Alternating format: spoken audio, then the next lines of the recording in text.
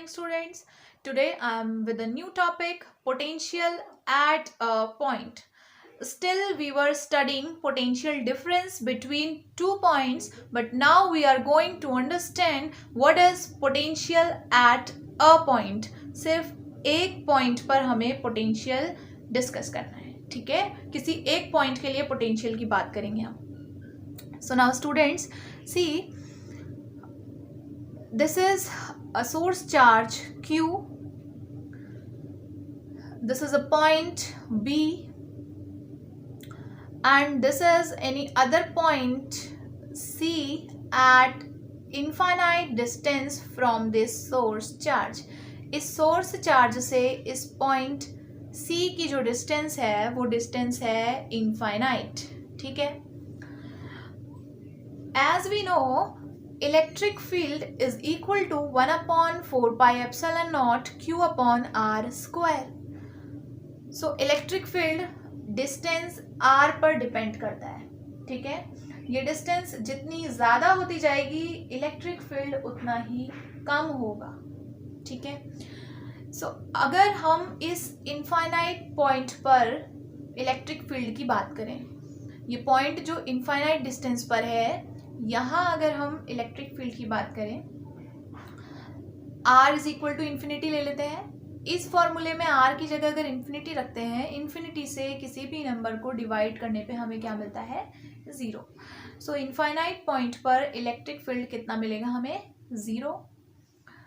अब E 0 मिल रहा है तो जो इलेक्ट्रोस्टैटिक फोर्स होगा वो भी कितना होगा? 0.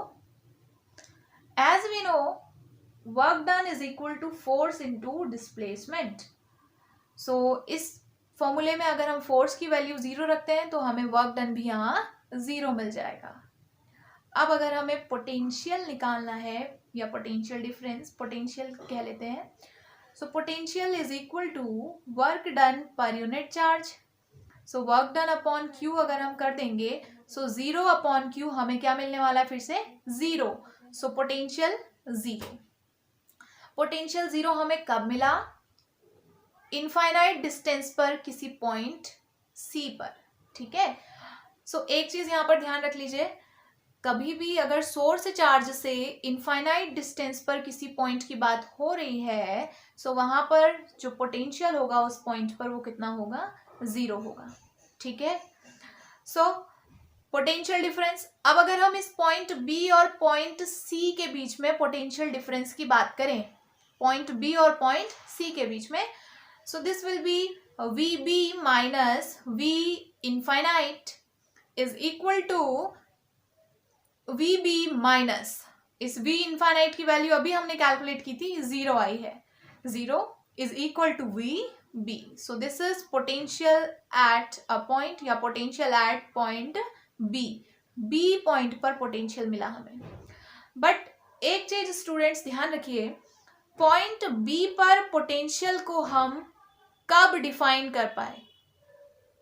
जब आपने पोटेंशियल B और किसी इनफाइनाइट डिस्टेंस पर पॉइंट लिया, उन दोनों के बीच में पोटेंशियल डिफरेंस कैलकुलेट किया, तब आपको मिला ये पोटेंशियल एट पॉइंट B, ठीक है? इसे एक और तरीके से हम समझ लेते हैं.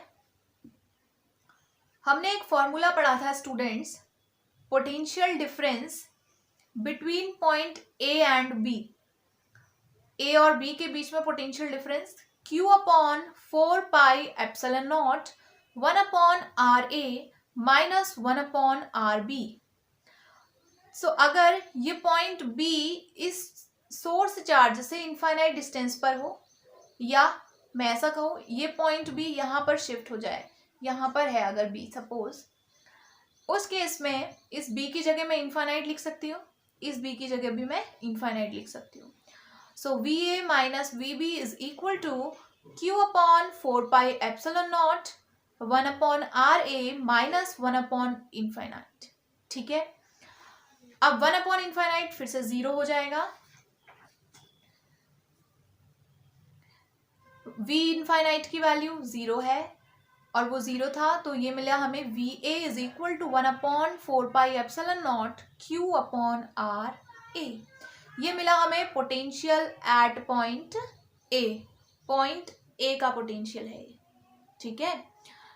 बट ये तो हमने फॉर्मूला अभी तक जो भी हमने फॉर्मूले स्टडी किए थे उन फॉर्मूले के बेसिस पर हमने पोटेंशियल एट अ पॉइंट को डिफाइन कर दिया। बट जो हमारा फंडामेंटल फॉर्मूला है पोटेंशियल डिफरेंस का, वो फॉर्मूला है potential difference between point A and B is equal to work done from B to A upon unit charge. तो इस फंडामेंटल फॉर्मूला के बेसिस पर हम इसकी डेफिनेशन को कैसे कहेंगे यहाँ पर इस पॉइंट, अगर हम पोटेंशियल एट ए की बात करें, सो वी ए, बी की जगह क्या आ गया, बी पॉइंट इन्फिनिटी पे हमने लिया, is equal to W A infinity upon Q, ये बनेगा हमारा फॉर्मूला। तो हम इसे कैसे सकते हैं, by definition potential at a point in electric field is amount of work done in carrying a unit charge from infinity to that point। infinity से उस point तक लाने में जितना वर्क हमें करना पड़ेगा, that is the potential at this point। इस point पर वो होगा potential। so VA is equal to WA infinity upon Q। ये तो हमने कर दी डेफिनेशन की बात। But now come to the derivation. Derivation में हमें क्या करना है students, see this is Q, ठीक है। यहाँ पर इस पॉइंट पे हमने चार्ज क्यू रखा हुआ है। There is a point A distant R A from this source charge. इस सोर्स चार्ज से आर ए डिस्टेंस पर ये पॉइंट ए है, ठीक है। There is a general point P, general point P है इस Q से X डिस्टेंस पर, ठीक है। अब हम कर क्या रहे हैं, देखिए पॉइंट P पर कोई टेस्ट चार्ज Q है हमारे पास। हम इस टेस्ट चार्ज Q को लेफ्ट की तरफ लेकर आ रहे हैं। लेफ्ट की तरफ मतलब पॉइंट ये जहां पर Q सिचुएटेड है, Q की तरफ को लेकर आ रहे हैं, ठीक है। डिस्प्लेसमेंट कितना करवा रहे हैं, dx। कितना डिस्प्लेसमेंट ट्रेवल कर रहा है चार्ज Q, dx, ठीक है। So a charge Q is moved by small distance dx from P towards Q, Q की तरफ, ठीक है। देन वर्क डन, सो इस केस में वर्क डन होगा क्या, dw is equal to f dx cos 180, ठीक है।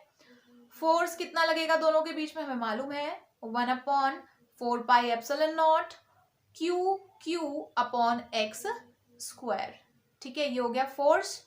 dx हमने लिख दिया, cos 180 की वैल्यू -1। cos 180 क्यों लिया स्टूडेंट्स, प्रीवियस वीडियो में मैं समझा चुकी हूँ। -1 यहाँ माइनस साइन से मल्टीप्लाई होने के बाद ये मिलेगा -q upon 4πε0 x square dx। ये मिल गया आपको dw की वैल्यू, ठीक है। अब dw के बाद स्टूडेंट्स आपको कैलकुलेट करना है टोटल वर्क डन। वो जो वर्क डन था वो क्या था, P से Q की तरफ लेकर आ रहे थे स्मॉल डिस्प्लेसमेंट dx के लिए, बट यहां हम उसको लेकर आ रहे हैं अगर इंफिनिटी से आर ए वाले पॉइंट तक। एक बार मैं आपको डायग्राम में बता देती हूँ। Now suppose if we are taking this charge from this infinity to point A, infinity से ए तक लाएंगे तो हमें क्या मिलेगा, potential at this point A, ठीक है। So now work done from infinity to R A, तो जो अभी हमने एक्सप्रेशन कैलकुलेट किया था उसी का इंटीग्रेशन कर देंगे from infinity to R A. Infinity to R A minus q upon 4πε0 x square dx, ठीक है।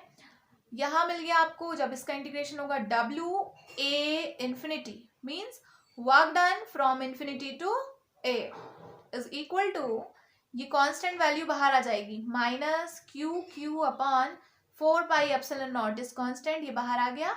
Integration infinity to R A 1/x square dx, ठीक है।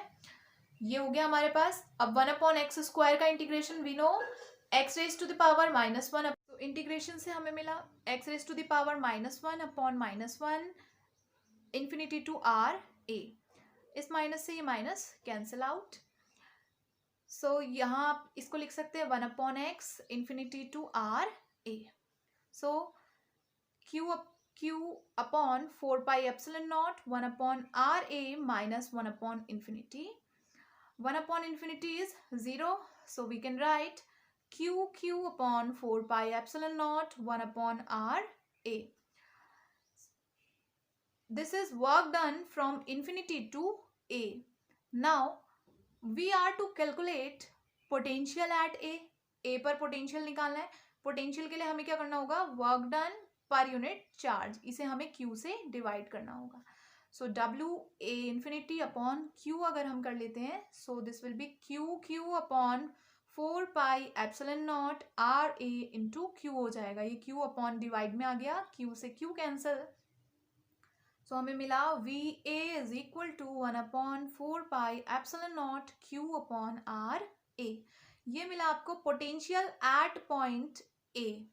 ठीक है, किसी पॉइंट ए पर पोटेंशियल है तो उसके लिए वो किस पर डिपेंड करता है, सोर्स चार्ज से उस पॉइंट ए की डिस्टेंस पर। ठीक है, अब दूसरी चीज, ये तो पॉइंट ए की बात हुई, but in general term for distance R, ठीक है, आर डिस्टेंस पर अगर कोई पॉइंट सिचुएटेड है तो उस पॉइंट पर पोटेंशियल हम लिख सकते हैं V R is equal to 1 upon 4 pi epsilon naught q upon r. This is the potential at a point. ठीक है, so as a conclusion हमें क्या मिला, किसी भी एक पॉइंट पर पोटेंशियल को हम सीधे सीधे डिफाइन नहीं कर सकते, वो पोटेंशियल डिफरेंस का ही एक टाइप है, बट उसमें आप एक पॉइंट इन्फिनिटी पे कंसिडर कर रहे हो और दूसरा पॉइंट सोर्स चार्ज से किसी डिस्टेंस पर, ठीक है, किसी फाइनाइट डिस्टेंस पर, और दूसरा सोर्स चार्ज से इनफाइनाइट डिस्टेंस पर। सो इस केस में आप पोटेंशियल किसी एक पॉइंट पर कैलकुलेट कर सकते हैं। Okay, so in next video we will learn about the next topic. Till then learn these topics and try to do best for you.